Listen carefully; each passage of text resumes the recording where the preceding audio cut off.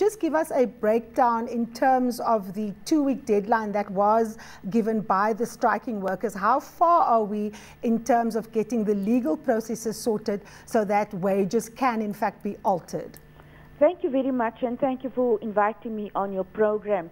Negotiations are the cornerstone of our democracy, and I think we're now at the stage where we understand what we are dealing with. We have a situation which cannot be left unattended. We do not have the luxury of time, and because we have a complex situation with a huge challenge, government's role to assist in the smooth transition in this process from one which is very violent to one in which relationships are restored would be to in fact have the Employment Conditions Commission sitting. The Minister has published a notice for intention to review or to recall the existing sectoral determination. She would then have to publish a notice indicating that she will be willing to take representations on the future minimum wage for farm workers.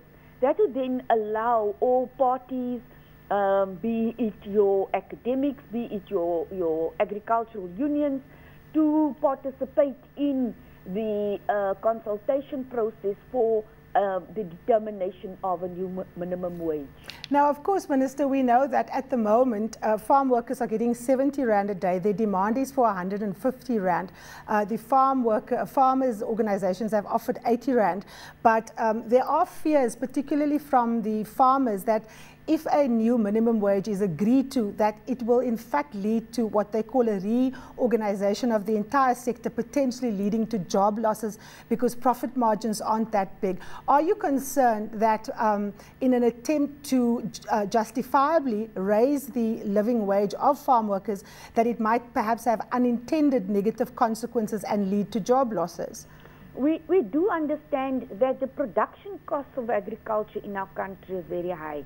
Now, with the increased prices of electricity, fuel, and other production costs, fertilizer, seeds, we cannot pass that on to farm workers.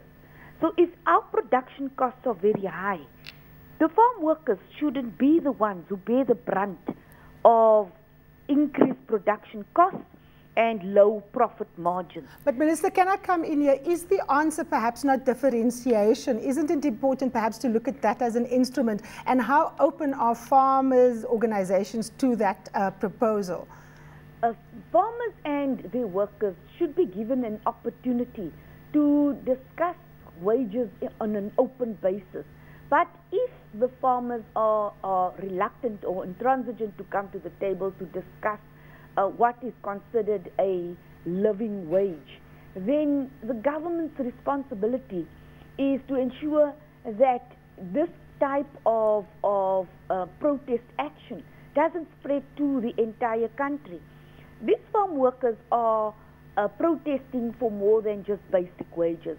You should remember that their conditions of service are also at the center of the strike. It would be incorrect for us to just think that this is a strike over minimum wages.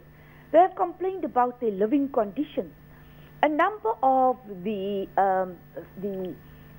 temporary workers live in the squatter camps, where the living conditions are totally appalling and unfit for human habitation.